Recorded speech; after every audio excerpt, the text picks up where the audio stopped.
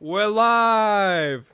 Welcome, guys, to V4 Our Time, episode numero 8, Octo, if you will, Octopus, that's what we are, baby, a couple of octopussies here on V4 Our Time with Wrestlemania 8. I am one of your dazzling co-hosts, Nick Storm, the Australian icon, and joining me for his dazzling self from the Hoosier Dome, the Hollywood Idol himself. And Nick, I've got a bone to pick with you because I know that you are photoshopping your face on pictures with my Elizabeth, so I need to challenge you for your World Heavyweight Championship. It's WrestleMania 8, baby. It's week 8 of Before Our Time, and I'm feeling succulent. This is going to be a fantastic episode.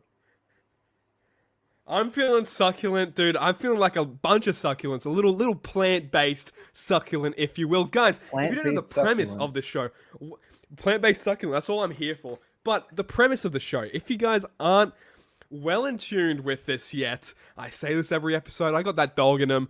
You've got that dog in him if you're watching. Guys, what this show is, we're watching a bunch of Manias that we didn't watch as a kid because what were we in?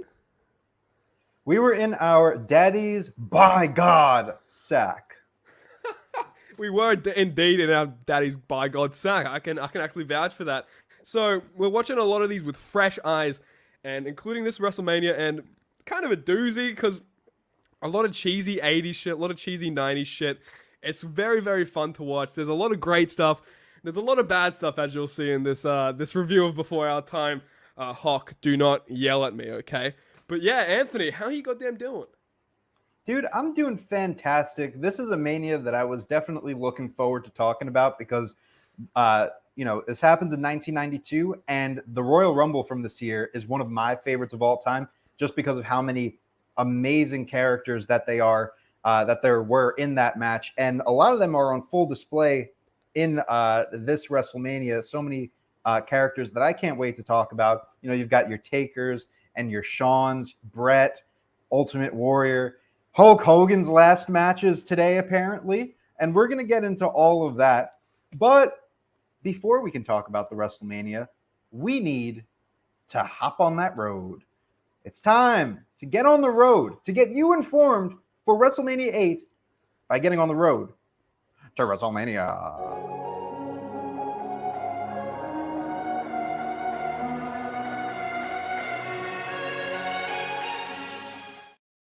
God damn, pal, it's the 8th time that we're on this road to WrestleMania, and every time it just gets a little bit more interesting. And this time around, it is surely an interesting little road to get on. And we almost took a detour on this road because, Nick, I got to tell you something. Did you know that we almost did not get Sid versus Hulk Hogan, and we almost did not get... And we also almost did not get Randy Savage versus Ric Flair. The intended match that we were supposed to get, well, let me set the scene for you here, right? Ric Flair wins the 1992 Royal Rumble, becoming the what was then vacant World Heavyweight Champion. He goes the distance. He was number 3. It was fair to Flair, and he wins the World Heavyweight Championship. And we need a challenger for WrestleMania 8. And what happens is that President Jack Tunney schedules a press conference to decide who is going to be the number 1 contender for the World Heavyweight Championship. And they have this press conference, and there's a bunch of wrestlers sitting at the table. It's a very weird visual, but you have Randy Savage, you have Brett, you have Roddy Piper, you have Sid Justice, you have the Undertaker in full getup, and it's hysterical of him just sitting like at a press table, whatever. And then you have Hulk Hogan, and of course you have the champion Ric Flair. And we're about to find out who is the number 1 contender and who will face Ric Flair at WrestleMania. And I could tell you who Jack Tunney picked, but I can only, I can only do it as much justice as I personally can. I think it is time to send it to our first segment. Let's find out who Ric Flair was supposed to be fighting at WrestleMania 8 by way of... Woo! Alpha Division! Promotional consideration paid for by the following. However, after careful consideration, as well as examining the wishes of the public at large, I have reached a decision. Ladies and gentlemen, esteemed members of the press, challenging Ric Flair for the World Wrestling Federation title at the Hoosier Dome at WrestleMania 8 will be Hulk Hogan.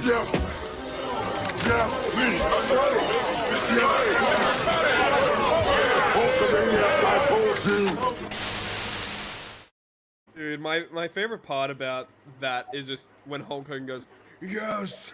My favorite part about that is when Jack Tunney goes, "We have reached a decision," and you just hear Randy Savage in the background go, "Yeah." He just gives a little yeah. Dude, Sid stands up. What a great little segment that is. Oh my god. Dude, we need some more press conferences in WWE. I know we get a lot in AEW, but Yeah. we get Hulk Hogan versus Ric Flair confirmed for WrestleMania 8. Hulk Hogan is the number one contender for the championship, and we're about to get a humongous dream match, right? Hulk Hogan, the star of the 80s into the 90s. Ric Flair, the biggest thing outside of the WWF, finally coming in and your world champion. This is a dream match in the making, and we are going to get it at WrestleMania. Or are we? Well, obviously we don't, because we're talking about some other matches today. The match doesn't happen, and they call it off because apparently it wasn't doing well at house shows. Don't ask me why, because I couldn't give you an answer as to how Ric Flair. I blame versus Hogan. Yeah, I blame Hogan as well. I couldn't tell you how Ric Flair versus Hulk Hogan isn't selling at house shows. I feel like there's a little bit more to the story. Maybe it didn't work for a certain brother, but that's for another conspiracy theory for another day. But alas, we do not get the dream match of Hulk Hogan and Ric Flair. We would have to wait a few more years until WCW to get that match. But we do get these two humongous icons separated to their own matches, and we get a double main event for WrestleMania. For the WWF Championship, it would go on to be Randy Savage versus Ric Flair. We get a little bit of a story that apparently Ric Flair had an affair with Miss Elizabeth, and there's scandalous photos of Ric Flair with Elizabeth. And at WrestleMania, we would get even more scandalous photos of Miss Elizabeth. So Randy Savage is going to fight for the honor of Miss Elizabeth and take that title away from the dastardly Nature Boy. And on the other side, in the main event, Hulk Hogan is quite possibly fighting in his last match in wrestling history. This is it for the Hulkster. No more will we see the gold and the when we're getting a little bit of a matchup right there. Is my camera on? Sorry. Yeah, you and your fantasies, Nick. You got to turn your camera off on that. Yeah, sorry. That's why I got rid of my wrestling figures. Well, look, Hulk Hogan apparently fighting in his retirement match. And who is he going up against? None other than Sid Justice. Wah, wah. You know what I just realized? Hawk and Sid Justice both have something in common. They're live, pal. They're live, pal. They're live. They're live. Look, Sid Justice, they've been building him up. I saw little vignettes of him pushing enhancement talents from a stretcher into the steel steps, and he was beating up multiple men, and he looked like a monster. So Hulk Hogan's going in to fight the honor and go up. Oh, and the main little tidbit of this story is Brutus the Barber Beefcake. Brudai invited Sid onto the barbershop. More on the barbershop in a little bit. But basically, Sid attacked Brudai, and he ripped apart the barbershop. And that was enough of a reason for Hulk Hogan to challenge Sid Justice at WrestleMania to avenge the attack on his best friend, Brudai. So I've talked enough about these two matches. Basically, we're getting a double main event. Nick, now that you have seen both of these matches, and now that you know that what we were supposed to get in 1992, what would you have gone with as the main event of WrestleMania? Would you have gone with Hulk versus Rick, or knowing what you know now about Savage and Flair and Sid versus Hogan, would you have gone with the double main event? I personally wouldn't have gone with the double main event. I feel like after the first main event with Macho and Flair on this Mania, it kind of like, I don't know, it just wasn't up to par with the first half. I don't know if you caught that as well. We've got. I'll give a little spoiler to this card. We hand out a few duds here and there, but stay tuned for that. But yeah, I don't know. I think it kind of ruined it. I really would have preferred if Macho and Flair did main event because, fuck it, that's probably my favorite match on this card. Not to get ahead of ourselves, but I don't know because I've never given a main event a dud, and will I give it a dud? You have to tune in and find out because it's a doozy. All I say for sure. I might have to agree with you on that. Although Macho and Flair is a fantastic match, I feel like you could have done that match at any other pay-per-view. For me, Hulk Hogan versus Ric Flair screams WrestleMania. So it's not like we're going to do this match at Survivor Series. This is like they would have. I think they would have had a great match too. It would have been a fantastic match. Yeah. I think you would have at least gotten. Well, I'm sure you would have gotten anything better than Sid Justice versus Hulk Hogan. But yeah, you were certainly going to get a great match. I feel like there's a lot more behind the scenes on the whole not selling at house shows because it's Hulk Hogan and Ric Flair. Like, come on now.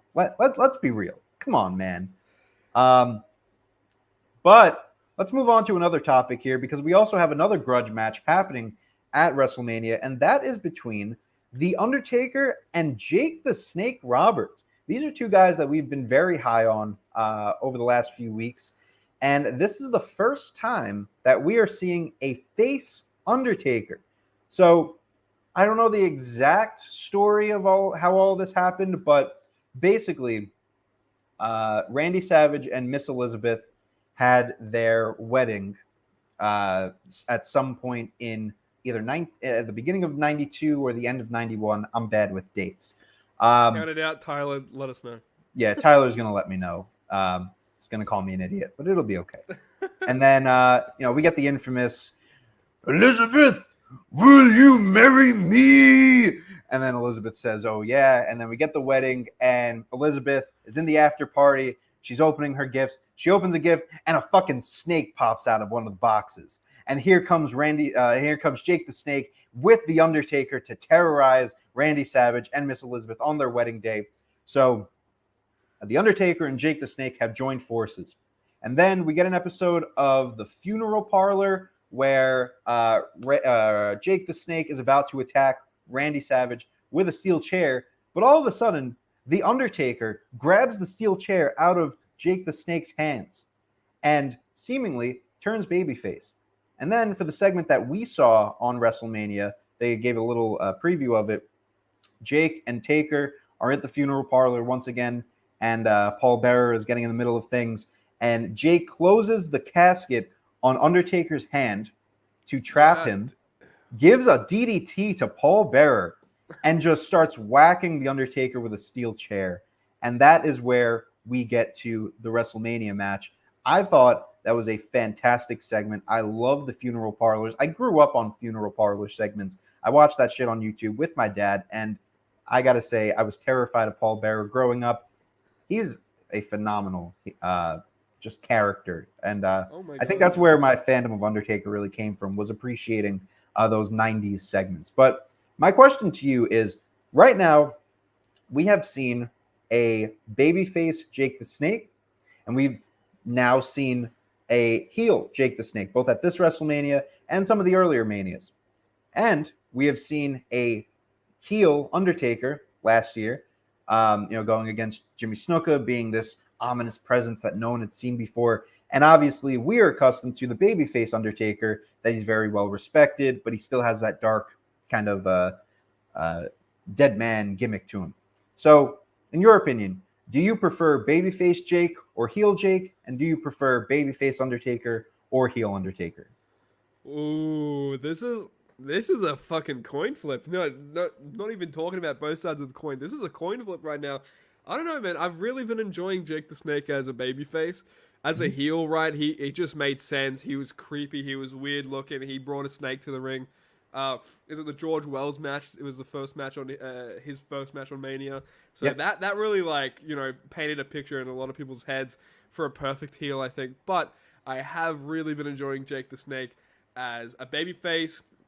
I don't know, man. There's just something about it when he reaches for Damien. It's a good bloody time, I pop for it. And It's a good Undertaker as pop. well. It's a good pop. And Undertaker too. Like, man, I actually have to think about that. I really do. I think naturally over time, Undertaker has just become a legend and just the ultimate babyface. If you watch the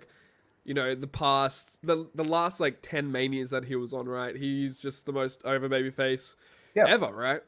Just because he's just a legend in that regard. So I'd probably have to go with face Taker. Although watching heel Taker is really fun because I haven't experienced it, right? So growing up in those the late 20s, the 30s Manias, Undertaker's just been a face. So to see him actually in a heel character, especially in his early work, it's actually really fun. So I'm enjoying it. I'm getting both sides of the coin. Yeah. No, I mean, I'm going to have to take the other side of the coin, if you will. And I'm going to go with both heel for Undertaker and Jake the Snake. Like you said, we're accustomed to babyface Undertaker, that the crowd is just, very respectful of him. Everyone just loves the dedication that he puts into the gimmick. But I feel like you would never get that dedication if he wasn't a heel at first. Yeah. Because, that's where it all stemmed from, being that dead man zombie, not breaking kayfabe, seeing those reactions in the crowd, just being absolutely stunned at what is walking down the aisle. Like I said, that moment, children in the crowd. Yeah, you know what I mean? It all just added to his aura. And I always say that entrance from last year was probably the best moment on that Mania, just because of how that was both our Mr. Mania last week, right? Yeah. Both our Mr. Mania was Undertaker, and I think Hell it was yeah. just because of that reason. How it just sends chills down your spine, the whole gong, it's crazy. Yeah, so for that reason, because I've seen so much of the Funeral Parlor when he was a heel, I would go for heel Taker, because this to me is my favorite version of the Undertaker. This Western kind of dead man. You don't really know much about him. Very simple in the ring, but he makes up for that in the measurements character. of interviewers. For Yeah, coffins.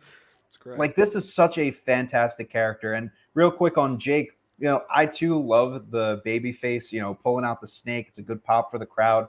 But what really gets me on Jake is those promos. And we see one tonight. Yeah.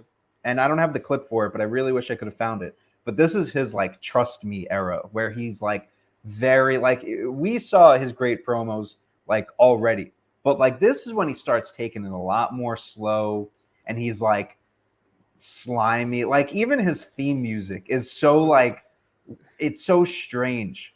And he's the always line, so sweaty and wet. He's dripping every fucking promo he's in. man, is which I know wet. He's wet. He's got that different kind of Seth Rollins drip. He's just got straight water drip. Jake Roberts drip. There you go. There you go. Yeah. Step aside, Ric Flair drip. We got Jake Roberts drip. Yeah, I don't know what it is about him. Even his entrance theme, and just the line, trust me, being associated with a character like the Snake. I don't know. I think it's really cool to see heel versions of these guys, especially around this time period where this is so unique from your USA Macho Men characters. So I wanted to present that question. I think there's different ways you can look at it.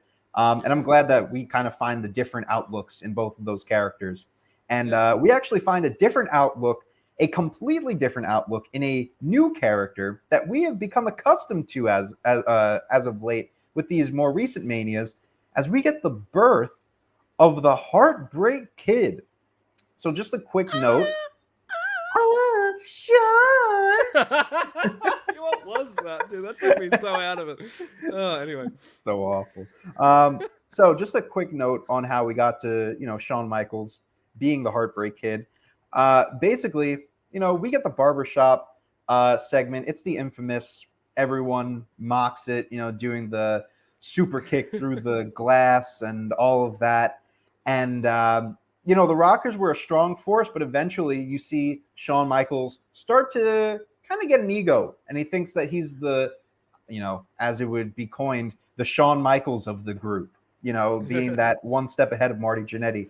And eventually we get the barbershop with Brudai watching. And, Brutal. we did this on Classic Match Classroom. They actually have a phenomenal feud, but the only issue, and you would think like we would see this match at WrestleMania this year, well, we don't. And here's why. So, Marty Jannetty actually got arrested. And it was weeks after the Shawn Michaels heel turn, after it aired in syndication. Jannetty was arrested in Tampa following an altercation with a police officer. A 19-year-old female companion of Jannetty's was arrested for attempting to use a fake ID to get into a nightclub, at which time Jannetty reportedly grabbed hold of a presiding cop. Jannetty was found to be in possession of less than 1 gram of cocaine. Upon arrest, Jannetty was suspended indefinitely by WWE, and he served 6 months of house arrest. His feud with Shawn Michaels would resume in October 1992 upon his return to the company. Nick, what are your thoughts on Shawn Michaels so far? We've seen a lot of Shawn Michaels, and he's been very great. And I love how I just completely brushed over that Marty story. Anyway, what are your thoughts on Shawn? We've seen like about 3 Rockers matches so far, and even with him being associated with the Rockers, I feel like we've seen a lot of Shawn Michaels. So, what do you grade him so far in the ring? His presentation so far. He's even given a few promos. So, what's your progress report on Shawn Michaels at Mania before the Heartbreak Kid days? I think the Heartbreak Kid was just. I think it was bound to happen because Shawn Michaels would be the one to get the hot tag. If that tag team ever disbanded, it would be Shawn coming out of the fire. And I think honestly, they've had some of my more favorite matches on some of these Manias, dude. Rockers are. They're just, I don't know, their style in the ring just really resonates with me, what I'm really into now, what I like to see in modern day stuff as well. It gets integrated a lot, interchanged and stuff like that, which is great. But man, this is what Shawn was meant to be, dude. He's completely in his own world right now, and it's so good. I love that we get it on here. I was very, very excited to talk about the first match on the card, if you will. Yeah, dude. Shawn in the Rockers, I believe the Rockers hold like 2 of my top 10 matches so far, and rightfully so. And I think a lot of that is because of Shawn Michaels and how well he works in the ring. Yeah. I mean, in the WWE, he is Mr. WrestleMania after all. So the Haku and Barbarian match, that just comes to mind. Yeah, I mean, even the Twin Towers match, both of those are really great showcases of what Shawn can do in the ring. And we're barely scratching the surface of Shawn Michaels. Just now we're getting into single star Michaels. And I think this is so cool. I always say it, but this show is so great for things like this. Seeing guys like The Undertaker and Shawn Michaels that we just know of their legacy, and we know the legend of the Heartbreak Kid and the Dead Man. But now we actually get to dissect and go through all of these matches. I think it's a really great way to, really learn more about these guys that we've just grown accustomed to, because they've just been always present in the WWE for us. So props to Shawn Michaels. Looking forward to your singles run. But just a quick few more facts before we get into this WrestleMania. A little fast facts action. 15,000 free tickets were distributed at the Hoosier Dome. I guess they needed to fill out. Okay, that just makes sense why Hawk was at this. Hawk exactly. He got a free ticket. 8, so yeah, he got a free ticket. He was at WrestleMania 8. He was one of the lucky 15,000. I don't know if you can even call that lucky at that point. It's a majority. But, yeah, right. I love how anyone who is not a Tavern regular fan has no idea what we're talking about. If you don't know who Hawk is, go check out the Long Balls Fantasy NFL Draft special. That is at least an hour and a half solely of Hawk not knowing what he's doing, and then come back to this and you'll be like, okay, I understand now. Just here on the Turnbuckle Tavern Network. Go click on this YouTube channel. You'll find it. Trust me. It's an hour and a half you don't want to miss. Trust. Yeah, 100%. What else can I give a little quick facts on? Let's do some births, deaths, retirements, and debuts. Why don't we? Real quick, we have some births this year. Angel Garza of the WWE is born this year. Paige as well. Jay White, I believe he is the current IWGP champion. Yeah. As well as Sasha Banks is born this year. Wow. So a big year for a lot of births. We also have a few debuts in the wrestling world of John Bradshaw Layfield. We have the Rated R superstar Edge. We also get Matt Hardy debuting this year. And a man that goes by the name of Hunter Hearst Helmsley is going to be making his debut this year. So props to him. Yeah. We have actually a few unfortunate deaths that I want to address. Some names that we would be familiar with are Buddy Rogers, of course, the first ever WWE champion. And we just celebrated his retirement about a show or two ago. Uncle Elmer unfortunately passed away. A staple of WrestleMania 2. His match with Adrian Adonis will go down as one of the greatest in history. Yeah, it's actually both of our number ones. If you can. It is. After tonight, we may be seeing a new number one. And a few retirements that I actually think this is the perfect list of retirements for us personally. And I'll let me address this. So, okay, Greg Valentine, please be on this honky tonk man, please. Unfortunately, not, because Greg Valentine is still wrestling to this day. But I digress. Andre the Giant officially retires. He had a few matches in Japan. So 1992 is the last year of wrestling for Andre. Dino Bravo has retired. It's over. We don't have to see any more Dino Bravo WWF No matches. longer the world's strongest man. I never saw the hype with Dino Bravo. I don't know. It's probably just his Mania catalog. But dude, what the? Yeah, I feel bad because I'm sure Dino is like a great wrestler outside of the WWF, but like we're basing this solely on what we are seeing with like a little background. Like you have to understand, Dino Bravo has not been presented well whatsoever. Nothing against Dino, but like, come on. He had Jimmy Snuka just randomly show up in the middle of his match. That's enough to show you what I think of Dino Bravo. Anyways, Rockin' Robin retires this year, so no more national anthems. I wonder if they had to like redo her retirement because there was audio issues on the first time that she tried to retire. But I guess that's in the legend of WrestleMania. And someone that I like caught my eye when I saw this. Your boy, George Wells, has retired. He had his moment at Mania 2. I don't even know. He might still be in your top 10, but he's out. I don't think he done. is, but he was in my top 10. His match with Jake the Snake Roberts, the only match I ever saw of George Wells ever. And that was in my top 10 for a good like 4 weeks, probably a whole month. Longer than it should have been. I'll put it to you like that. Dude, longer than it should have been. Yeah, that's all I'll say about that. George Wells, big ups to you. George Wells, man. But that's all I got for the Road to WrestleMania. Are we ready to get into the actual goddarn show? I think it's time to get into the granddaddy of them all.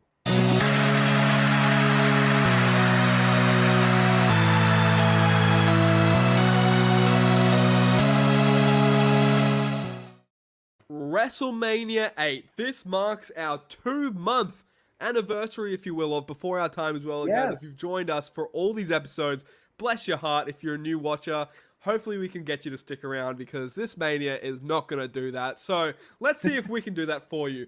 It is April the 5th, 1992.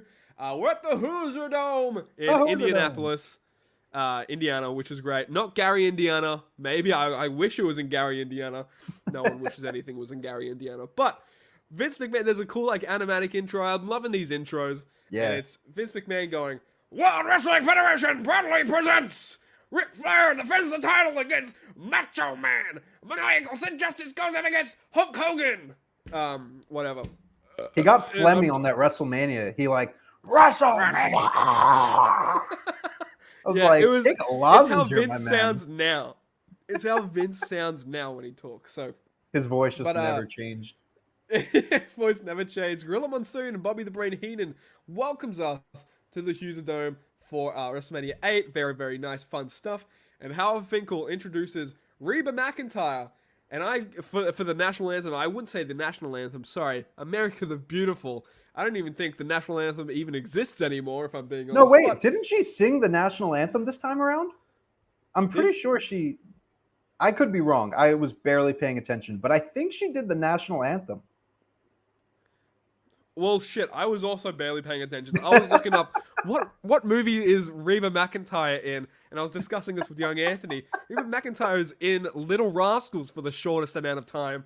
She's towards the end of the movie. She's a race car driver or something. I don't even remember. If you guys have seen Little Rascals, comment it down below. I gotta go back now. It's gonna kill me, but I think she did the national anthem. I should know this. There we go. I wasn't paying attention, dude.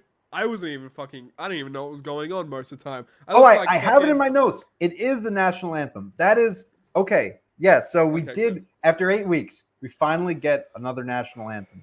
And what I will say is that this was a great performance. And you want to know why it was a great performance? Think back. Every fantastic performance of America the Beautiful or the national anthem has had mic feedback on every single one. Ray Charles. Yes. I think Aretha had some mic feedback. Reba McEntire, midway through. That's how you know. That's how you know you're getting a good performance. Can you do that again? That's beautiful. I wrote here, after the beautiful Reba McEntire performance, I wonder where the first Mania is going to be where we don't get the consistent promos before and after the matches. And I think that's where we see it here. A little foreshadowing, maybe. But we get into our first match, and it is El Matador, Tito Santana versus Shawn Michaels. We were just talking about HBK not too long ago. And why did I rate this so highly? Anyway, Anthony, you mentioned last Mania this would be the last time Michaels and Jannetty tag in Mania history. And indeed it was, because we have our first of many Shawn Michaels singles matches in WrestleMania history. And I write here, oh wow, the New Gen Arena entrance stage. Didn't think I would need it, honestly. I just wanted the ring, but goddamn. Now that I see we're getting into the New Gen era of WrestleManias, I gotta get the fucking new... God, it's a beauty. I hate... It's a beauty. It is really a beauty. Also, this version of Sexy Boy, Shawn Michaels' theme song, what... oh, Shawn! It's horrendous. Like, it's what's so going bad. on? I'm so glad... Is that Shawn Michaels singing it in the later rendition of it, right? Yes. I think Sherry is singing this version. Oh my... Well, that just makes sense. She's fucking... What is it? Scary Sherry? Something like that. Sensational Sherry? Yeah, something like that. Scary Sherry. But I know how great Michaels is because I just, since I grew up in the ruthless aggression era, but I'm a bit ignorant and I haven't seen a lot of this kind of Shawn Michaels stuff, where it's in the 90s and stuff like that. I've seen the Razor Ramon matches and stuff like that, but goddamn, this is really good. From the moment this started, this is really great. Michaels being a great heel and stuff like that. Also, Bobby Heenan is hilarious. I do miss Jesse Ventura, but I'm really content with Heenan here because he's really great. Dude, I said this last Mania, but he had the funniest fucking lines. Even in this Mania, he has the funniest lines, so this is going to be good. Tito Santana has a weird WrestleMania history I come to realize. His first match, he had the first match on WrestleMania history. He was in a tag team, with Strikeforce, dropped out last Mania to Mountie. What's going on with Tito Santana? He's just a weird little guy. I won't lie. Dude, Tito Santana is becoming like the Dolph Ziggler of the 90s. That he's just like the rite of passage wrestler. Like if you want to make a new character or you're a new wrestler, you got to get through Tito Santana at WrestleMania. You gotta job out Tito Santana. Yeah, you gotta fight either the Miz or Dolph Ziggler at Backlash, and then we can get you into a story. I'm not good enough to go Backlash. That's a Raw Down reference right there. But there's some great wrestling going straight on mat wrestling and stuff like that in this match. Rest holds don't feel like, oh, let's take a break from the action. They feel like they're actually selling it and stuff like that. Gorilla says, for the first time we get our first well reference. He says, well, how many times can you go to the well? I don't know what he was referring to. Maybe Shawn Michaels. Shawn Michaels went to the well one too many times. Sherry is just screaming her lungs out. And Gorilla says, it's very unlikely that you would pin someone with a side headlock. I instantly think of Darby versus MJF from Full Gear 2021. Yeah. Because that's how MJF won that match. But Sean has Tito in a rest hold. You can hear the crowd become louder as Tito breaks out. I'm thinking Michaels has got to win this one for sure. We know how great Michaels is at selling, but I feel like I need to constantly bring it up as well. He looks amazing here. Santana did an inverted atomic drop. Michaels and Sean just did a 360 backflip and sold it. It was so good. Tito tries to do a scoop slam on Michaels. Michaels just drops down, scores the cheekiest heel pin on Santana, and that is the match. I gave this 2 out of 5 since it wasn't a bad match. It wasn't that great of a match. It was just a match. It was an average match for me. So this right here is like my middle ground, my middle of the road, if you will, kind of rating. What do you think of this? Yeah. So I gave it 1.5 idols, and I really wanted to give it higher, but to me, like, I thought this match had a really strong start, right? Like fast-paced, realistic action, I think is the main takeaway here. Like a lot of the moves early on were really like smart. You know what I mean? Like, I feel like there was a certain move that happened that I think Tito had Sean in a headlock, and he bounces against the ropes.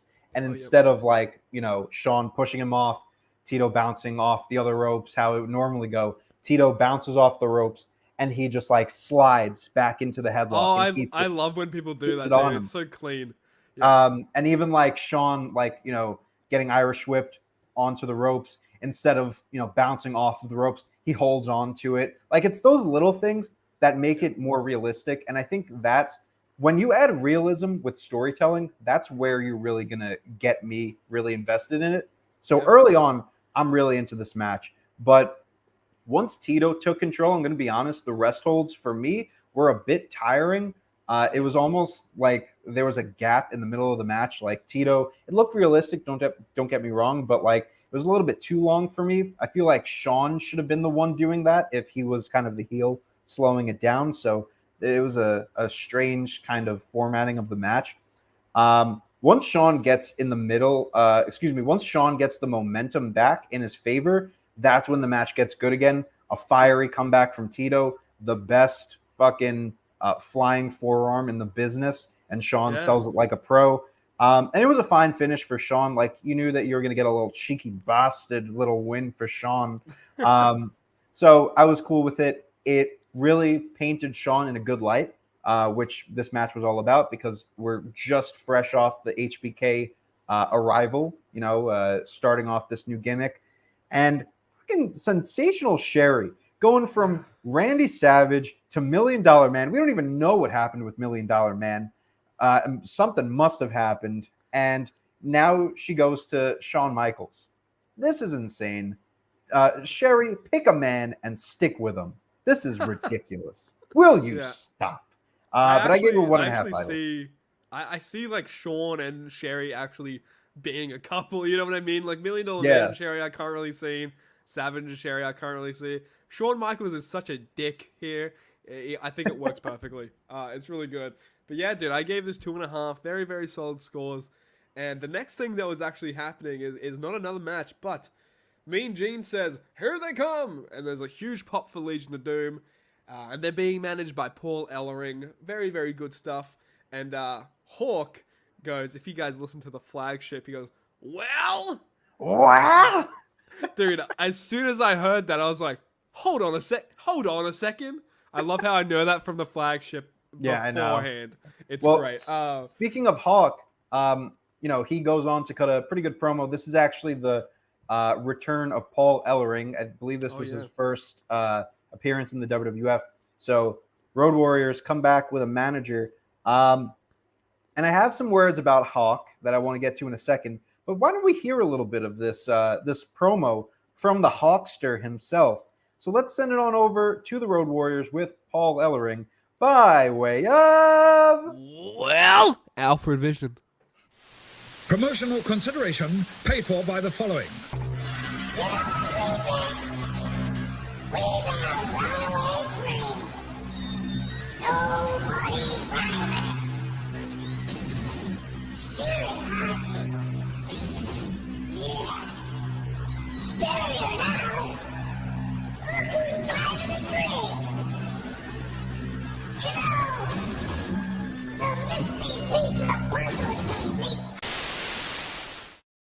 Dude, you know how to make me smile. You know how to make me giggle. Just give me an Scary outfit. Hodges!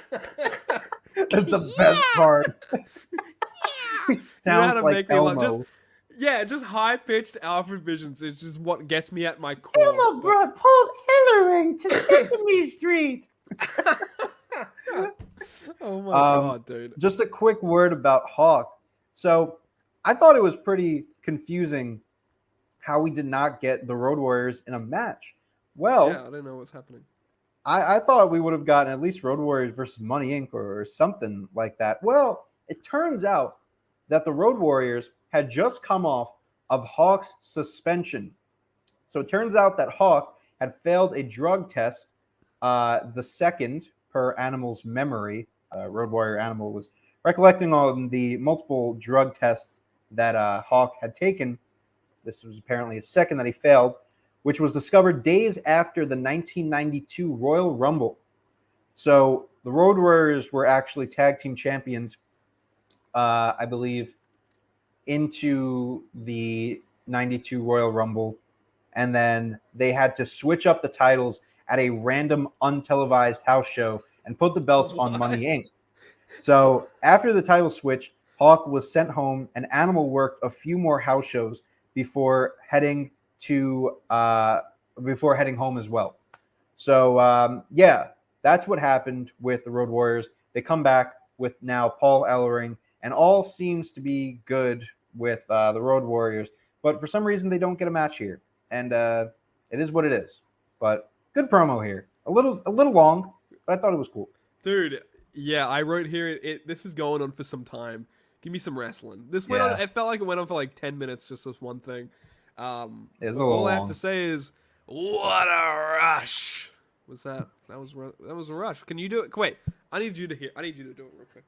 What a rush. I sound like one of those smoking commercials where they have like the little voice box. Yeah. Like, gotcha. And we're not talking about Kane voice box. No. no. My name is hole Kane. in the neck. There he goes, baby. There we go. But then we get a backstage interview with Jake Roberts ahead of his match with The Undertaker. I mentioned this before, but Jake is always so wet and so sweaty. My God. Wet and sweaty, the way I like my Jake Roberts. Just like how I like my coffee, Monsoon. Shout out to Terry Tyrell and Jade. I had to at least. I don't know why I laughed once. so hard at that. Just how I like my coffee, Monsoon. I'm gonna start using that more often. It wasn't even meant to be a Ventura impression, but I said Monsoon and then it instantly became one. I love it. But we see in the video package, Roberts hits the DDT on Paul Bearer. His hand is stuck in the casket and it genuinely looks like it hurts. Then we come to our second match of the night. It is Jake Roberts versus The Undertaker. Man, nothing beats that bell tolling in Undertaker's music. Mm-hmm. We mentioned it before, but just nothing hits home like that. And a good crowd pop with that. Yeah, nothing hits home like that bell toll, but maybe an Alfred Vision with high-pitched voices. Yeah, true. That's the only contender, I think. But Jake is hitting Taker left, right, and center. This match is underway. Taker isn't selling it at all. This is great. Taker in this match looks inhuman. Undertaker is just throwing Jake around like he weighs nothing. And then he does like a giant flying clothesline, leaped off the ropes. Out of nowhere, Jake hit the DDT. Taker is down. For the first time in this match, Taker is down, and there's a huge pop for it. And I'm writing, where's the setup? It's coming. Where is it?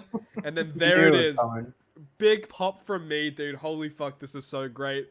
Even Heenan says, he's not human. This is so good. I'm loving all of this. Short arm clothesline by Roberts, and Taker again sits up. Robert plants yet another DT. No, I'm not talking about Robert Plant from Led Zeppelin, but Roberts plants yet another DDT. Taker sits up again.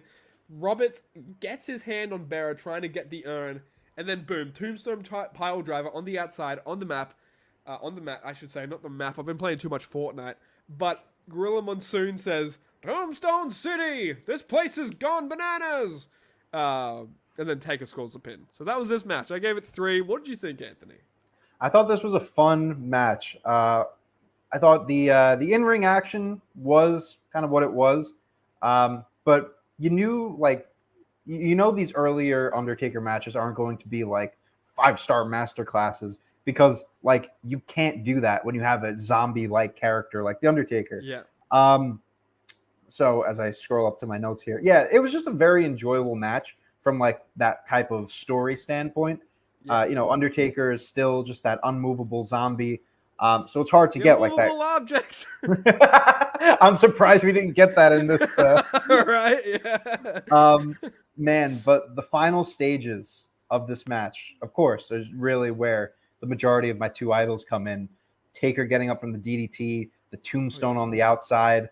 Overall, like the action, it was okay, like in the ring, but like the visuals, I think this was just a very like visually appealing match. And it was a good way to kind of keep the DDT protected. Like, he doesn't kick out of it, but, Yeah, he sits up from it. I don't know. I think it was fun. And I think that's all that really what this match was supposed to kind of serve, the purpose it was supposed to serve. Just to be fun, because wrestling is fun. Dude. Exactly like as soon as Taker sat up, I knew it was coming. Yeah. As soon as he did it, dude, popped me. The way he was laying down too, it's like you knew. Like that's the benefit of like seeing someone that we know is like you see their little he laid perks. down in that straight position, and then he just and up. you see like where all the perks come from. That's a cool way to kind of view it. But yeah, this was a cool match. Well, give him a little. Give him a little. I'll give him. Always sweaty, wet and sweaty. Oh, yeah. It's like I like my coffee monsoon. Like how I like my coffee monsoon. But I personally like my coffee with a side of an Intercontinental Championship match. Do you say that we move on and hype up this next match? I think it's time we do that. Roddy Piper versus Bret Hart. Oh man, I wish we just had that music playing the whole time. I can just started keying to it. I'm gonna key to it. Don't get me started. I'm Not during the IC title match. Just something that has nothing to do with the game. This is one of the better matches on this card. This is a great goddamn match. Bret Hart versus Roddy Piper for the IC title. Roddy coming into this as the champion. There's a backstage interview by Mean Gene, don't you know? And Roddy Piper and Bret Hart. Piper is back in wrestling. This is so good. Wait a second. Well, yes, you're right. Piper is back in wrestling, and it's great to have him back. But once again, promos and wrestling, we have with us one of the greatest promos of all time, mixed with one of the greatest wrestlers of all time. So when these two collide, you know that you're going to get magic. And we can only do so much to put into words what we're about to see. Before this match and before we break down this match, why don't we hear from both of these combatants? Mean Gene is in the back with Bret Hart and Roddy Piper by way of Alfred Vision, don't you know? Promotional consideration paid for by the following. Doesn't matter to me because I remember when Mrs. Hart used to come down and she used to make them sandwiches, man. You know that bologna, only one piece of bologna, but that don't matter. I was hungry. Then she'd come up and she'd go to another. What is this? Oh, this is nice, huh? Here I am having a little fun trying to make you and he's gonna have a nice time to keep him to yourself. Have a nice contest, and here you want to be a hero all of a sudden, huh? You want to be a hot shot all of a sudden. You want your belt all of a sudden. Is that the idea, huh? Look, all I care about is one thing. I want to win back the Intercontinental belt. You got it. I'm gonna take it. You keep your hands to yourself. Let me help you out a little bit, buddy. We can still argue. Oh, yeah, you damn know can we get here. I love how Roddy Piper is just making a sandwich with his hands the entire And she put the bologna on it, but there was only one piece of bologna. Like, what is he talking about? It's so good, dude. I love Roddy Piper's like backstage stuff. This is great. He's kind of like the same with Hogan for me. Match wise, it's just another match for me. But when it comes to when the promos are hit that good, it just makes me even more involved in it. But I wrote, this is the first Roddy Piper match at Mania since Mania 3, and then I said that was his match with Adonis, and then I said, oh wait, that's wrong. He had that match that shall not be named at Mania 6 with Bad News Brown. Anyway, let's move on. I am pumped for this to get underway. The bell tolls. What is this, Undertaker? The bell rings. Arm drag for arm drag. Piper is fired up, spits right in Bret Hart's face. Heenan says, dude, this is just so funny. This is one of the Heenan highlights. Heenan highlights. Boom. Heenan New highlights. segment. Boom. Dude, put that on a fucking shirt right there. No, but Put it on the shirt. Heenan says, I remember when I was champion, Monsoon. And then Gorilla says, champion of what? And then Heenan just says, my neighborhood. I don't know why that made me laugh so much. Dude, he's so quick with these one-liners. Yeah. It's ridiculous. Yes. Like, I'm going to make a controversial statement. I wish I had the Raw Down Hot Takes button. But, like, as good as Gorilla and Jesse, and they're my favorite, like, commentary team of all time. Yeah. Gorilla and Heenan, just from these last two Manias alone, Equal, are, man. I would say they're even, like, a tad bit better. They're quick. Yeah. Like, they are very, very quick with each other.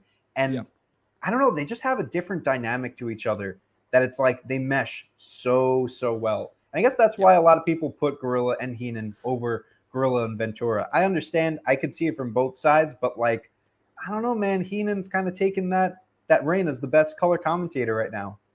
Yeah, but hey, I'll tell you what Heenan doesn't do. He doesn't just introduce himself as a surprise for that's very true. And just panders to the crowd. That's what we need from Heenan.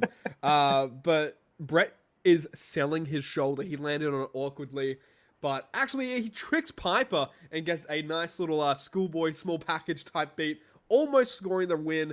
Piper is really embarrassed that almost happened and just smacks Bret right in the face.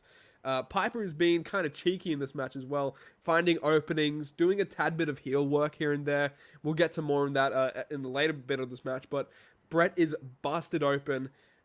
Bret really has the crowd behind him in this match as well. I feel like he is the babyface going into this as well. As great as Roddy Piper is and probably a legend at this point in 92, Bret Hart is just the underdog in this, no doubt about it. Bret really has a crowd behind him. I feel like this was the match to really get the crowd involved on this Mania. It could have been the Taker and Jake Roberts match. You could have did that, but I feel like this, 100%, maybe even like 80-90% of the crowd was behind Bret. There's no doubt about it. The ref is down. Piper is having second thoughts about clocking Bret with the ring bell. Piper is letting it all soak in. He hears the reaction of the crowd, people booing. He takes it back. Bret actually gets an up on Piper as well, and then scores the pin. We have a new IC champion. So that was a great little bit of like, oh my god, what am I doing? What, you know what I mean by Piper? That was fantastic. Amazing storytelling in this match. I really wish I gave this 4 out of 5, but Piper puts the belt on Hart in the biggest show of respect. Anthony, what did you think of this? I will also mention kind of a tie-in to our modern history.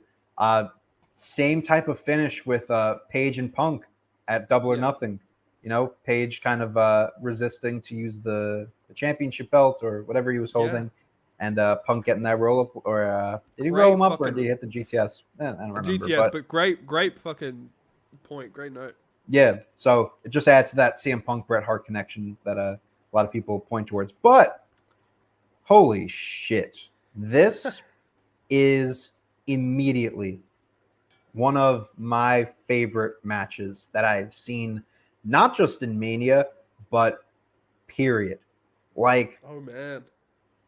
Unbelievable match. It's up there. Didn't give this like a 4.5 or a 5. I really should have, but I don't know. I might have to go back and like kind of rewatch some of the earlier matches because I'm getting stuck on like the Dream Team and Bulldogs match. I'm like, me too. Like, was that good? That I'm like, I don't know. But this is up there as one of the better stories told from what we've seen in ring. Like, it's one thing to do veteran versus rookie, but it's another thing to do it rooted in a standpoint of trust. What I mean by that is like they both tried to like, you know, one up each other early on, and immediately they lose each other's respect, right? Like, Piper has like a hold on Bret, and Bret kind of ducks and pushes Piper out of the ring. Piper's pissed and he like spits in Bret's face. So immediately there's no respect in this match. What else did I write here? Bret kind of stays in the match here's what I rewind. Bret stays in the match by doing some uncharacteristic cheap moves. Like usually it's just Bret like, straight up wrestling, but we're starting to get some uncharacteristic type of shit going on from Bret, like faking an injury. I thought that was one of the highlights of the match because it's just so uncharacteristic from Bret. Piper letting Bret back into the ring, like holding the ropes for him, and then, letting him back in. Bret's about to wrestle, and Piper just punches him right in the face, and Bret starts bleeding. Like that really, like those are just those little story things where it's like rookie versus veteran, yes, but this is all rooted in trust. I think that is like the main type of story that we're getting here. What else did I write here? The match was like what else can you say? It was just like a fantastic match. Dude, if you haven't seen this match, or if you this haven't is the seen match it recently, to check out. go I back would and say. watch it. Yeah, There's two matches on this card that you need to check out. This is one of them if you're just like a fan of storytelling. Bret bleeding added a great visual to this match, and the finish was just the cherry on top. Like, sure, the pinfall could have been a little better. Like, I don't know. I usually don't like when there's a roll up and the wrestler isn't like struggling to get out of the pinfall. Yeah, gotcha. Like, Piper kind of just like laid there, but maybe, I mean, you can kind of take it as maybe Piper is just like accepting defeat.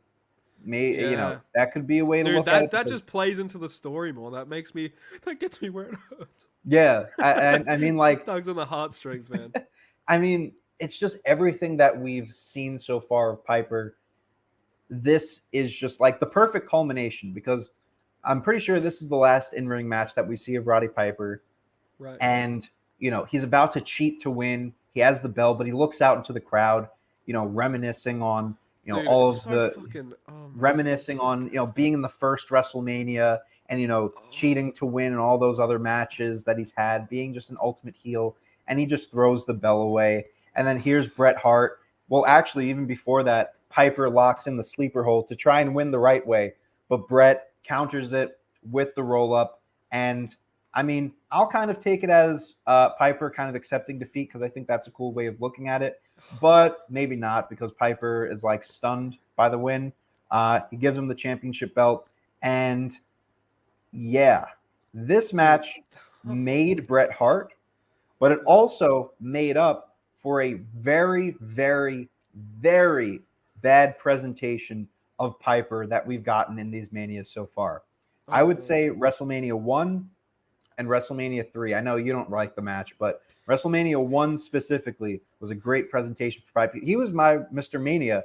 And then I loved that Piper and Adonis match. I thought that was a great retirement match for him. But then like Mania 2 and then Mania 4 on, it's just dog shit. Like he is either not in a match or in a match and it's controversial or it's a bad segment or he's blowing smoke in my face. And it's blow that smoke on me. Blow that smoke. And it's just so bad. But this match alone, God, I'm thinking of ranking this up a little bit to 4.5. I might do it. We'll see next week. Do it in post. Do it in post. We'll do it in post. But yeah, I'm gonna give it 4 stars for now. Yeah. Banger of a match. Go check it out. It was fun. It was a fun time. Dude, this was great. Yeah, you said this and one other match is a match you should definitely check out. Yeah. And the other match you should definitely check out is Owen Hart versus Skinner. Yeah, right? Man, he We'll spits get oil there. in his face. No, we'll get there, dude. That'll be the quickest review of a match that you have ever seen. Man, some of these are going to be really quick. So we're spending a lot of time. We're an hour in, and we're only on the 3rd match. What's happening? But don't worry. 4 of these 9 matches are shit. Oh, fucking God. You're going to realize that all of the Alfred Visions happens in the first half of the show. Once we get to the second half of the show, like we're usually like, oh, are we going to cut it to like an hour and a half to do the show? We are going to fucking breeze by the last 4 matches because they are Oh my dog God. shit. Yeah, absolutely. And yeah. there's a special surprise for the main event, guys. If you like figures and you like Hulk Yes. Hogan figures, stay around for the main event. That's a little cheeky little thing there. I don't know why I kissed to the crowd. Well, I kissed you but- right back. Oh, at least someone caught it. You know, someone in the Hoosier Dome behind you. At Yeah, least someone in caught the it. 65,000. Maybe Hawk caught it. Who knows? Who knows? Dude, I messaged Hawk and I was like, "Oh yeah, I just saw you were at WrestleMania 8. I saw someone with a glass of red wine, a kid with a glass of red wine and a doobie in the other hand." And boom, there we go. That's all I needed to say to make this fucking Mania interesting. Anyway, now we get onto the 8-man tag, which is the 4th match.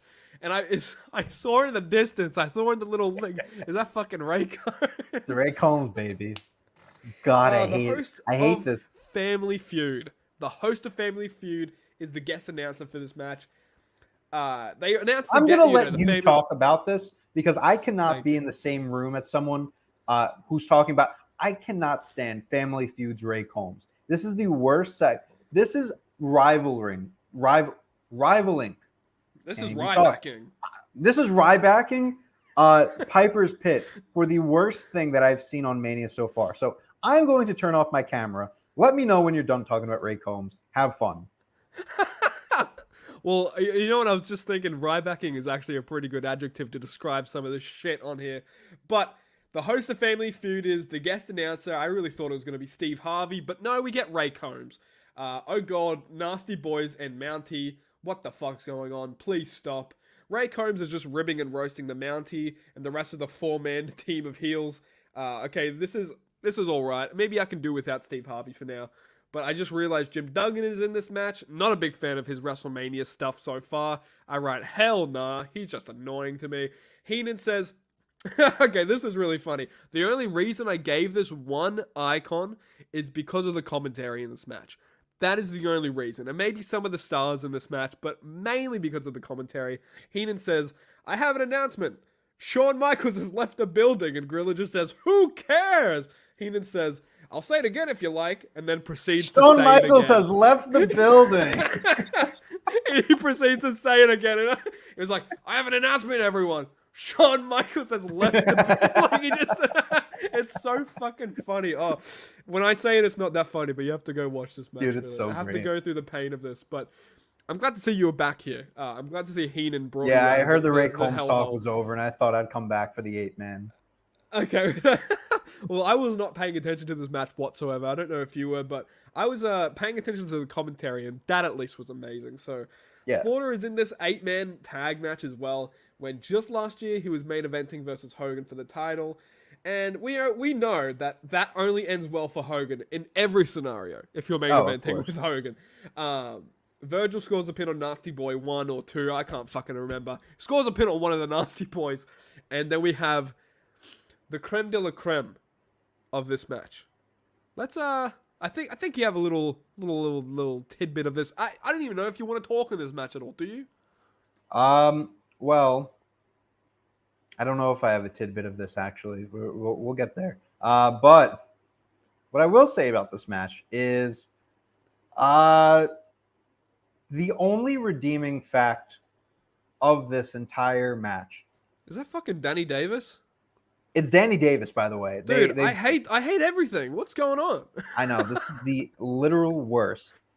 And the worst part about it is that Big Boss Man had to be associated with this because he was on fire in this match. He was it's not that hard to be on fire in a match with Hacksaw Jim Duggan, Virgil, and the Mountie, but he was so good. And the fact that he was looped in with this is just heartbreaking. Dude, yeah. He was great last Mania. I really enjoyed his match. Dude, he was so good in the first in the last year's Mania, but like the opening minute of the match, I know you didn't really pay attention, but like the chaos of just them like attacking each other, horrendous, awful, worst thing I've ever seen in my life. And I will admit the match was good. Like once it started getting going, like Boss Man was great. Even Slaughter like did pretty well, but once Virgil comes in, it just falls apart. and Oh, man. it picks up at the end with the brawl at the end, but it was a meh. I gave it 1 idol. And you asked if I had a tidbit of this match. What are you talking about? Did you have a little tidbit to say? I was. Oh, wondering, I 'cause thought you meant if I had an was- Alfred vision. No. I was like, because I was segueing into the next match, which is Flair versus Savage, and I didn't even realize I didn't ask for your opinion, but I was like, I don't even know if he has a tidbit to say on this match even. But there we go. There's barely your had a tidbit, tidbit. people at home. Yeah, you had the tittiest bit of all, if you will. My titty Tittiest. bits. My titty. Put that on a shirt. We have Heenan highlights, titty bits. Titty bits, Heenan highlights. But dude, let's fucking get off this match. Please.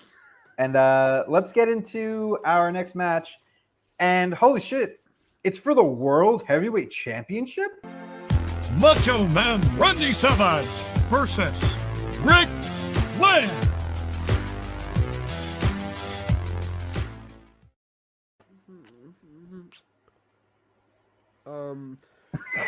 Our first.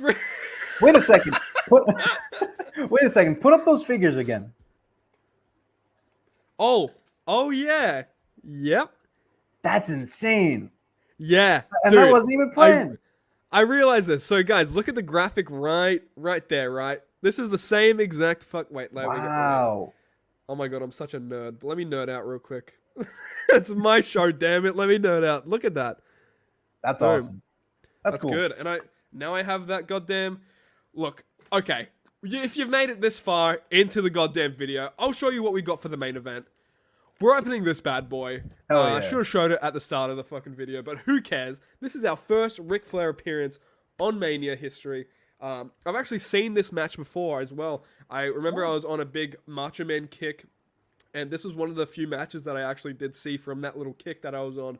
And this was a lot better than I remembered it. This was, now that we've actually got context of the rest of these Manias, and I've kind of got accustomed to the 80s and 90s style of wrestling that we've been seeing.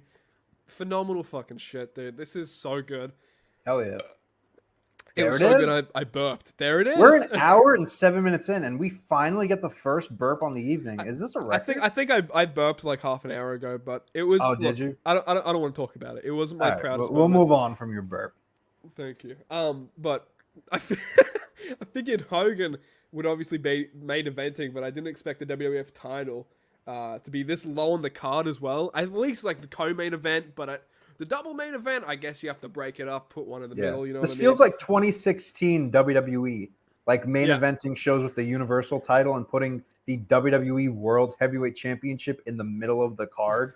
This is very, very foreshadowing of what we would see in the future. And the title isn't even double main eventing, if you will. It's one main event. So it's fucking so strange. But Monsoon gets so fed up with Heenan talking smack. Monsoon just yells, "Will you stop?" It's just really funny. But there's a big pop for Macho Man. This might be one of my favorite attires of Macho Man. The full gold and everything is so great. There's actually a figure of this attire. It is his Elite 23 figure. Yes. But it doesn't come with the jacket or the hat or the glasses. It only comes with the title. But it's a good figure nonetheless. I really think they should revisit it in Ultimate Edition. Enough figure talk, I'm a nerd. Macho takes his jacket off and chases down Flair, and we're underway. Flair is on the offense for most of this match. Apparently, he won the Royal Rumble. Is the title up for grabs in the Rumble around this time? Because what happened was Undertaker beat Hogan for the world title at Survivor Series with an assist from Flair. 2 days later, or maybe 3 days later, at This Tuesday in Texas, Hulk Hogan defeated Undertaker for the title again. And then some shenanigans happen to where President Jack Tunney just strips everyone of the title and puts it on the line in the Royal Rumble. So this was the first time that the WWF title would be on the line in the actual match. And Ric Flair won the title by entering in at number 3 in the Rumble. And he's your world champion. Okay. Anyway. Okay. That commentary made it seem out to be, and I was like, maybe I'm just hearing it wrong. Yeah. Wow. I'm going to enter Royal Rumbles now if I can win the championship. But Hell yeah. Flair is. I'm more of an built- elimination chamber guy myself, but Oh, anyway. dude. I love a good chamber match. I won't lie. Maybe that's our next before our time season. We get every elimination Maybe. chamber. It's like 6 episodes. it's like 10 episodes or something. But Flair is working slowly, dude. He's being really Hell yeah. snarky and just being a great natural heel here. Savage is teeing off with rights, swinging neck breaker. The crowd's loving it. Macho's right punches look like they're actually connecting. Great looking punches. Rick is busted open. Bobby Heenan is screaming, "Oh no!" Crowd is so into this. Elbow drop from the top rope is surely going to score the pinfall, but Mr. Perfect, who is managing Ric Flair in this match, grabs Macho Man's legs, pulls Savage out of the ring. The ref doesn't see Mr. Perfect throw brass knucks to Flair, and boom, Flair just hits Macho Man. I think it was brass knuckles from what I saw. It was really, really tiny. I couldn't really tell, but Yeah. Savage kicks out at 2. Miss Elizabeth has had enough. Runs down to the ring. Crowd is so hot for this. Macho Man is hopping on one leg. Schoolboy by Savage. Held Flair by the trunks. And Macho Man is your new WWF champion, Morty.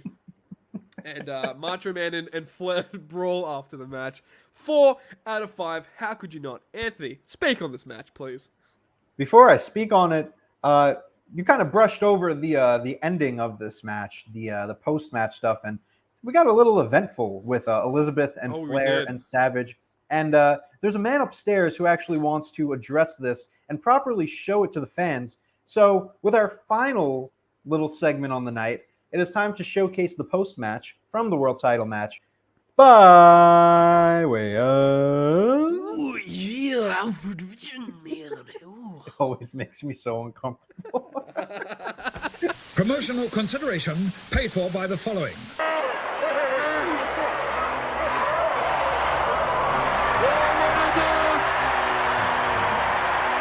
Elizabeth won right after Flair, and now it's mayhem.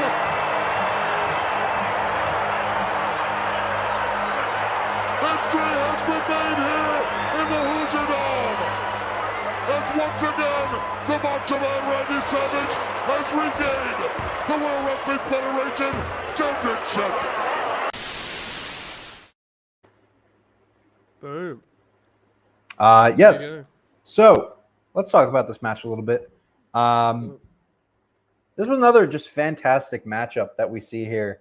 The second on the night, right? First one I talked to nauseam about, Brett and Piper, and now we get a second just epic match between Savage and Flair. Savage going crazy on Flair early on is just how you book like a grudge match. Just him like darting at Flair, beating him on the outside. It felt very personal and added a lot to this rivalry. Both Savage and Flair took some insane bumps. Like you see one here in this picture, but like Flair throws Savage for a back bump outside of the ring, and it looked insane. Like he literally did a backflip outside of the ring. I'm happy that Savage didn't become paralyzed after that spot because it was incredible. Great job on that. Flair plays his role really well in slowing down the pace and working the crowd. Maybe a bit too slow at times. That's kind of one of my gripes when I'm like watching these matches is like, all right, this is getting a little bit too slow. But I mean, it's the heel work in me, like just slowing it down. You want to see Savage get that comeback. So Flair's going to do everything he can to kind of chop him down. But when Savage does get his rally going, it really picks up the entirety of the match. Flair bleeding and the chaos of the chaos on the outside with Elizabeth, Mr. Perfect, and a young Shane McMahon. Can we mention that? Yep. Here comes the money. Yeah, all of that just added a nice electricity to this match. Speaking of electricity, the crowd was electric for Savage, and they just absolutely loathed Flair. They did not want to see him become champion, or rather retain his championship. Another roll-up victory, which another roll-up. Like it's getting a little bit. It is what it is. A little excessive on the roll-ups, but the post-match shenanigans, as we just saw in the Alfred vision, helped both guys look great, right? Flair gets his attack, He walks out on his own 2 feet, and Savage gets the celebration with the fireworks. So I think this is a win-win for both guys. Just an amazing world title match. Can't believe that it didn't main event over what we were about to see. Yeah. And allow me to address the fact that around this time, the WWF had a no blood policy. Oh, wow. You could not bleed. It was kind of similar to, the mid 2010s where, and kind of still to this day, that blood is frowned upon. However, there were 2 times in the show that we saw some color.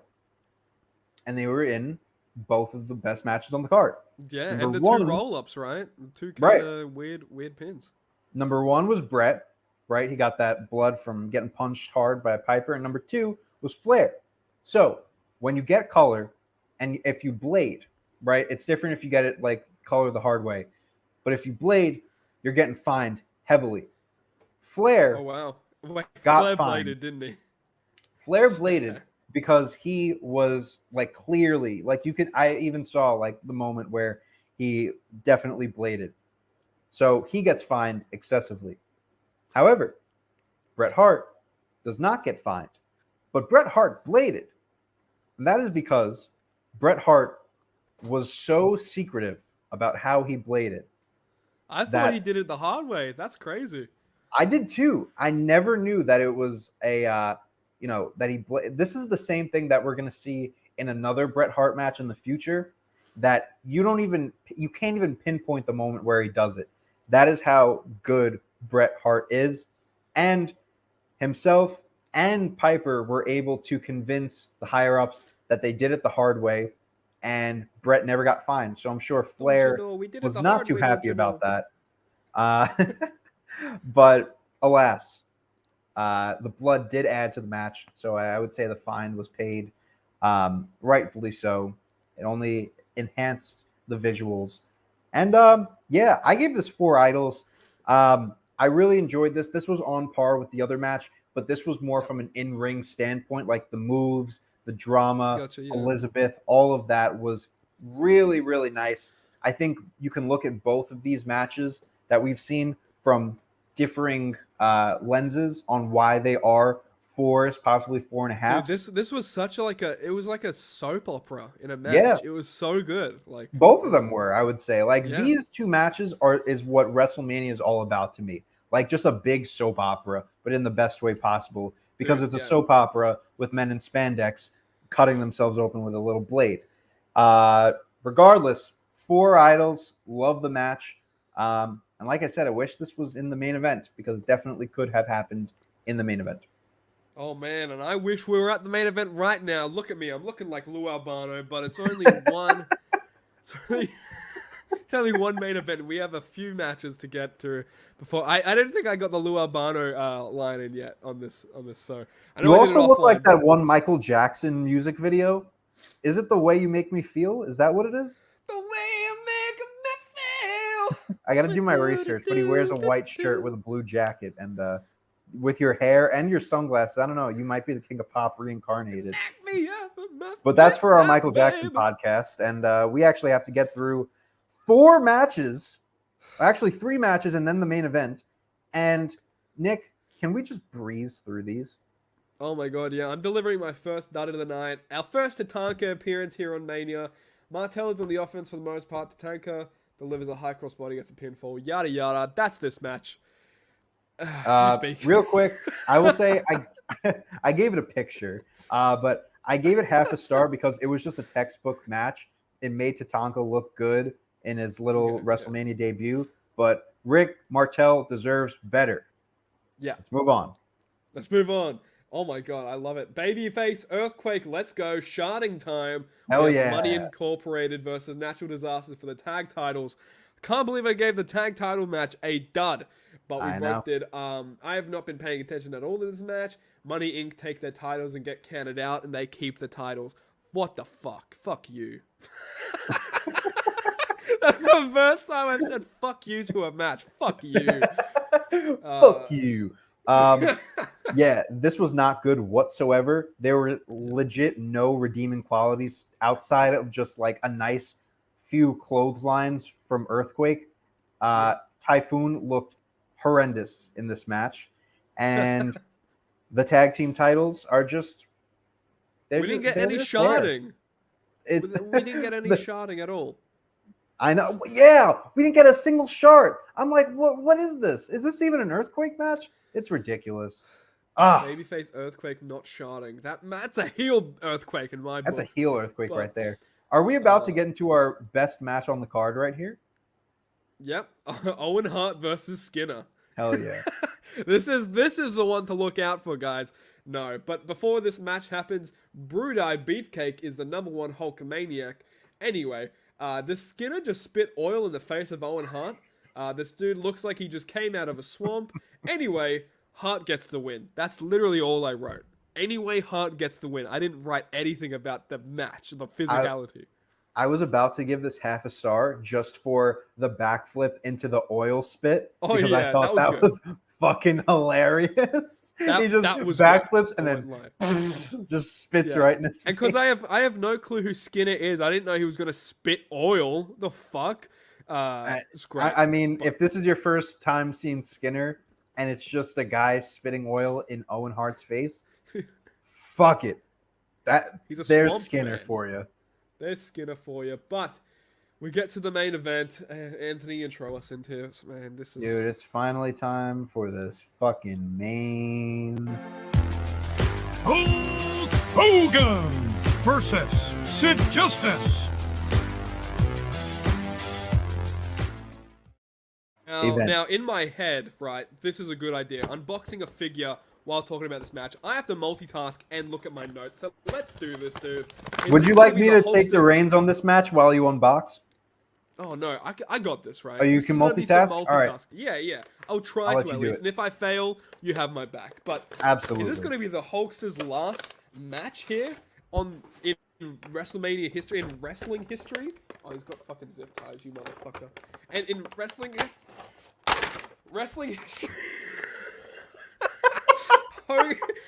I kind of want to just like give you the spotlight on this, so I'm just go ahead and review the match.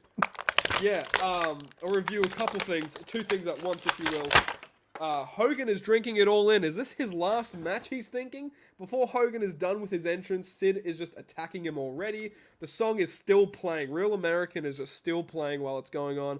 Big inspired by New Jack. For sure.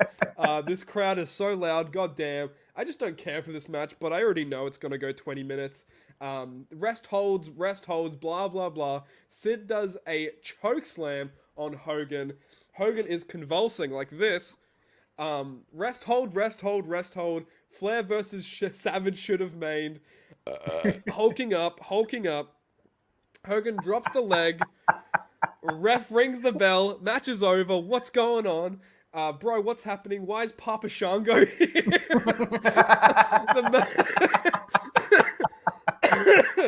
The match is over. But Warrior comes to the aid of Hogan. Wow, so cool. Wow. Hogan wins via DQ. I guess he's not retired wrestling. And those were all my notes on this match. Anthony, let's get back to business. What did you think of this? This is the first main event I ever gave a dud to, and I feel wrong for doing it, but I also feel justified. Sid justified, if you will. No, don't feel wrong whatsoever because it is absolutely justified. Fucking hell. Let's start from the beginning here. Hulk Hogan's music playing while the action is happening is not good. It's not a good visual. I don't know why they did this. New Jack inspired. That's what it is. Dude, this was anarchy in the arena. Like, anarchy in Hulkamania, brother. Anarchy in the dome. Hulk Hogan and Sid Justice is just a disaster waiting to happen on paper. So you would imagine that I would be very, very attentive during this match, making sure that I pay attention to the story and all of the little things that make this match so much better. I didn't fucking watch this match, all right? I literally skimmed through it. Like, dude, I was skimming through all the rest holds, man. I felt so guilty, but I'm glad you did it. I feel better. I'm on my phone. I'm like listening to the commentary. Nick is licking his figure. Like it was not a fun time whatsoever. And also, I do want to mention, if I could give a little, just to make this a little interesting for us. Oh, please.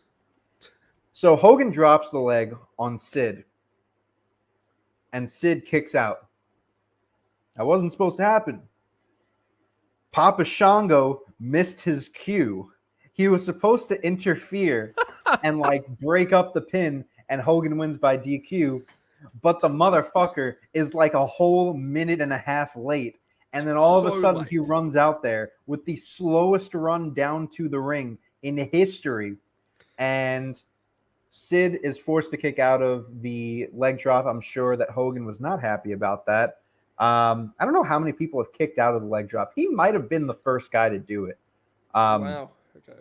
So, hell, whatever. This is Hogan's retirement match, and he's not even putting over like who is supposed to be the next star of the company, allegedly, now in Sid Justice. Hogan, you are just a sly little con, in it for yourself. Not going to work for me, brother. Professional wrestler, you sports entertainer, you. But you do have a great figure, by the way, and that is a great figure. It's a pretty solid figure. Dude, he's so coked out. Can you even fucking tell what's happening? Anyway. I can't believe this was the main event. I gave it a dud. This was without question the worst Mania main event so far. Probably will be the worst in history. And what makes this so much worse is the fact that we have seen this match so many times. This is typical Hogan formula, and it's 1992. This was happening in 1984 when he won the title over the Iron Sheik in Madison Square Garden. Why are we still having the same type of match? Anthony, if you think that's bad, wait for WrestleMania 9 when it comes to... Oh, I know what's happening at Mania 9. Don't you worry. Good. Oh, don't you worry. I know my history, unfortunately. But, like, this is typical Hogan at its fine. The WWF has evolved past the need for Hogan in the main event. If you want to have him on the card to sell the tickets, be my guest. But we should not be at the point where Hogan needs to be in the main event. Macho Man, Ric Flair, both huge stars, could have main evented, and you put Hogan in a special attraction match somewhere on the card. That's fine. You didn't need to have him in the main event. This was horrendous. Papa Shango, I laugh at you. And did we even address Ultimate Warrior coming back? Because that also happened. And yeah, he runs down. I wrote, the match is over. Warrior comes to the aid of Hogan. Wow, so cool. Wow. I got you. Wow, like, so cool. Like, Warrior comes out and the people are going crazy over it, but I don't care. I don't know how long Warrior was out for, so I'm guessing it was a huge return. He actually won Return of the Year for the PWI Illustrated Awards. So good for Ultimate Warrior. I'm very happy for you. But you're another one that's just like, come on, dude. Enough with this already. I'm tired of seeing big, beefy men. I'm so like I'll. What? How can you be tired of seeing big, beefy men? Well, I mean, I'm never tired of seeing big, beefy men. Like, let's be real here. But like big, beefy men who are very macho and wear, blonde hair and long hair and preach about America. I'm tired of it. Can we just have a good story with Macho Man and Ric Flair over an affair of Miss Elizabeth and put that in the main event of this show? Why do we need to do this? Dud. Yeah. 2 duds. This Mania was good, and then it was awful. If we ended this, just another example of ending the Mania halfway through, it would have been the greatest Mania of all time. It's kind of like how when we're going to get to those 1 hour WrestleMania, oh my God, that would have been amazing. Right? It would have been fantastic. It's kind of like how we get to those 2-night Manias and how like night 1 of Mania 38 was so great. You had like Cody Rhodes, Steve Austin, Bianca and Becky. And then you get to night 2 and it's like Brock and Roman and like some shit that I can't even remember. It's like, why do the second night at that point? Why have the second hour of this show? Thankfully, it was only 2 hours and 40 minutes. This show was not good. That's all I've got to say. And there we have it. But folks, if you've watched this whole way through, no, you didn't. Be honest with yourself. You probably didn't. You probably didn't. But if you did, you got a great review out of it of WrestleMania and a figure. So, true. Look, it's best of both worlds, as Hannah Montana once said. Let's get the hell out of here.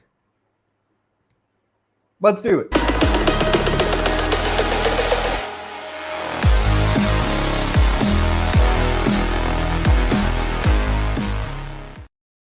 I completely forgot we had others. I was like, Anthony, outro us out. Dude, fuck. Anyway, Mr. Mania, guys, if you don't know what this segment is, it is who is the top dog of this Mania, who we thought, myself and young Anthony, really shined in this Mania. Anthony, what do you want to do? You want to go first? You want me to go first? What do you feel like doing? I'll take it this week. This was a tough one because although we didn't like the second half of this Mania, and although the main event sucked, there were a lot of candidates this time around. You could have given it to Randy Savage, could have given it to Ric Flair for his ultimate heel work. You could have given it to The Undertaker. I mean, another just really great performance for him. The nice spectacle of The Undertaker. Shawn Michaels' first Heartbreak Kid performance. But it all came down to my personal favorite match on the night. And you can make the argument for either guy. It's really 50-50. But for me, it's 51-49 in the favor of Rowdy Roddy Piper. This is such a good send-off for Piper. So much better of a retirement match than what we got at Mania 3, which was intended to be his retirement match. I think it's funny when, like, you know, when they schedule, like, oh, this is the retirement match of Hulk Hogan or Roddy Piper. And they have the match, and it's, like, okay. And then they have another match, like, multiple matches after that, and their actual retirement match is miles ahead of what the scheduled retirement match was. So that's just another example of this. Piper is a master of being the veteran in this match, and he plays the heel very well. Although it's kind of babyface versus babyface, but you knew that Piper was going to be kind of doing the heel tendencies. Like I said, this was a match all about trust, and Piper does everything he can to make sure that Bret cannot trust him, but he also finds out the hard way that he can't trust Bret Hart as well. There's no respect in this match. These guys go balls to the wall. Piper, quote unquote, opens up Bret the hard way. And then just the finish of this match. Everything I had talked about before, the bell, looking out into the crowd, reminiscing on those past Manias, and, you know, dropping the bell, maybe just waving the white flag, surrendering to Bret Hart, passing the torch. This moment made Bret Hart, and it doesn't happen without Roddy Piper. So, just as I gave my first ever Mr. Mania from Mania 1 to Roddy Piper for the same reason of being that ultra heel and making the moment of Hulk Hogan and Mr. T that much bigger, I give my Mr. Mania to Roddy Piper in presumably his final WrestleMania match for making Bret Hart's moment that much bigger. He's a great heel. He is just a phenomenal storyteller, and this makes up for a lot of the shit that we saw in the middle. So I'm going to give it to Piper this week. Dude, really great Mania, dude. Mr. Mania. Not a great Mania. Oh my God, let me not say that again. Not a really great Mania, but a great Mr. Mania. There we go. Yes. It sounds like I said misdemeanor. But anyway, dude, I got this figure. My brain's rotting as we speak. But my Mr. Mania, I will have to give it to. Who did I give it to again? I forgot. Randy goddamn Savage. You know I did. I had to do it to him. I gave it to Macho Man. I feel like Macho Man's like whole, you know, winning at the end of the night was the biggest thing to me. It felt like the biggest story. It felt like a soap opera, like I said. I don't know. I just really enjoyed the story throughout this thing, especially as well as like Piper and Bret. I really enjoyed the story. It was hard to toss up. I even said to Anthony watching this Mania, it's going to be really hard to pick a Mr. Mania. Yep. And it was a toss up between, you know, Piper or Bret or Savage. And I think I had to give it to Savage because it felt like a grand opus. It felt like, you know, he won the world title. You know, the biggest thing in this company is the world title, not Hulk Hogan, brother. So I gave it to Randy Savage for that reason. But you gave Piper a lot of great reasons, man. And I think it's really poetic that you gave him the first ever Mr. Mania and that you're also giving him the last Mr. Mania of his career, which is really poetic, and it's a nice, beautiful send-off. So yeah, that's Mr. Mania, baby. What do we have next? Well, we have one more segment, and it's time to update all the marbles.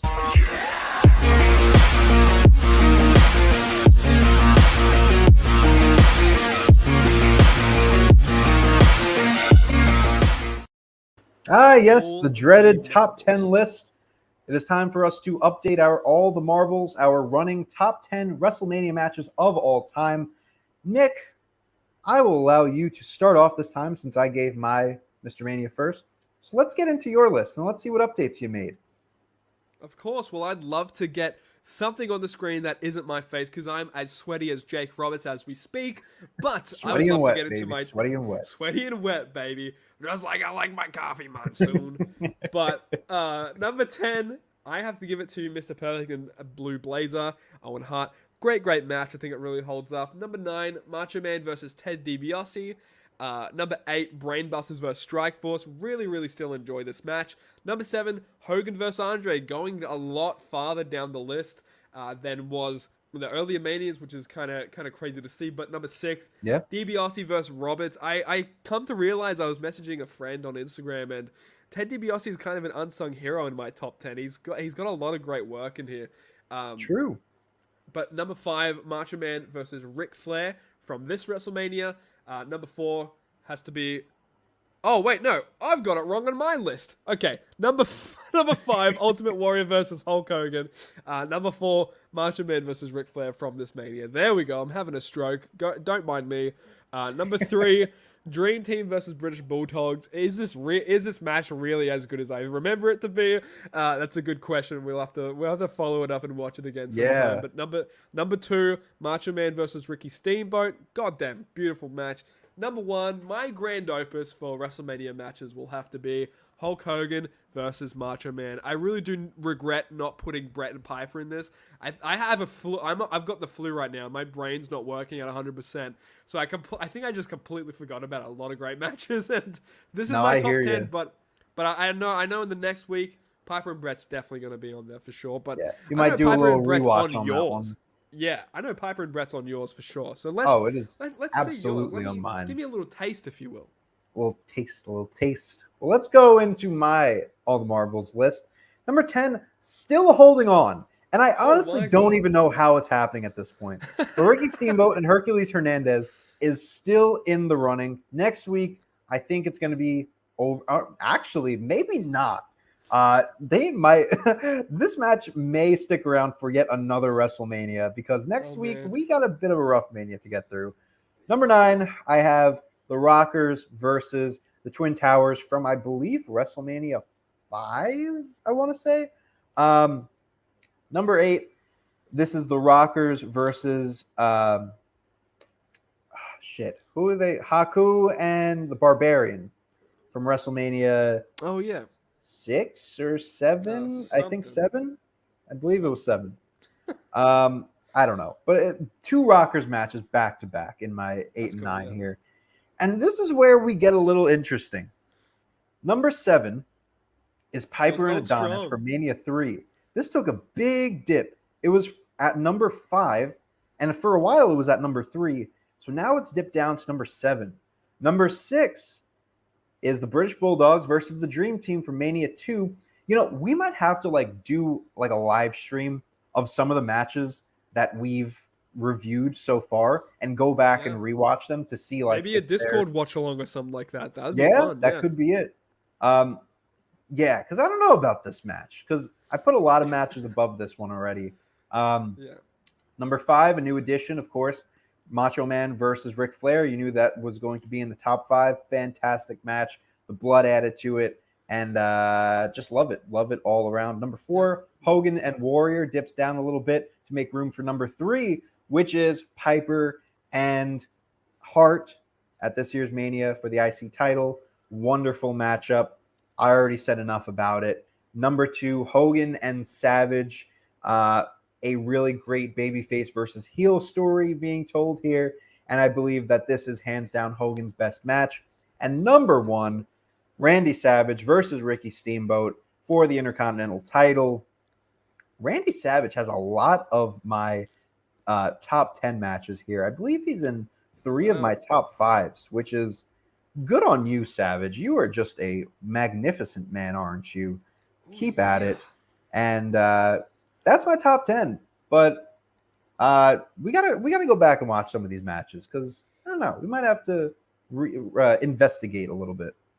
Yeah, dude, it's definitely making me want to check out some of these matches, see in the context of all the rest of our marbles, see how they hold up and stuff like that. I think it's really interesting. But as we get to the end of this episode, my hair is looking just like Macho Man's in the Ric Flair match. It's going, it's this whole fucking episode. It's just has a mind of its own. It's greasy. I'm dripping sweat, just like how I like my coffee monsoon. Let's get the hell out of here. Thank you all for joining. I really do appreciate it. If you've watched this far, this Mania was not easy to get through, but I'm really glad that it was one of the shorter Manias and it wasn't like 3.5 hours or something that I really want to consider, killing myself or something like that. Yeah. No, as a joke. That's a joke! That's a Joke. YouTube, it's a joke. It's a joke. Joke. Joke. Madcap reference on Madcap reference on Before Our Time. Did I think that was going to happen? Fucking nope. Never. Absolutely not. Absolutely not. I will close us off here by saying make sure that you go on down to theturnbuckletavern.com to get all of your tavern needs, listen to our podcast, watch our videos, and subscribe to our social medias. You don't subscribe on social media, you fucking idiot you are. You follow us on social media. And join our Discord too, because we may be watching some of these matches that we have rated already, and we've got some plans. Just stick around and enjoy the ride. And while you're at it, buy our merch. Give us money.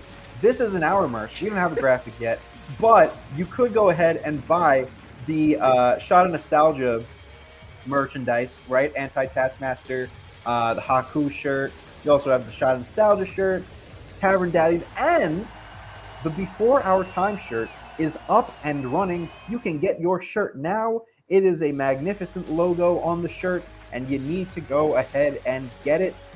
Give us the money, because we need it. In the Tavern Petty Cash. Tavern Petty Cash. But that's all I've got to say. Nick, this was a WrestleMania for the ages, and I cannot wait. Well, I can wait for next week, because honestly, we said WrestleMania 4 was the worst Mania of all time. We might be in for a doozy next week. We might be in for a solid goddamn contender, and it's going to be a controversial one at that, but all I know is that I'm a real Australian. So. Real Australian indeed. And with that being said, folks, thank you so much for tuning in. We will see you next week right here at the Turnbuckle Tavern. But until then,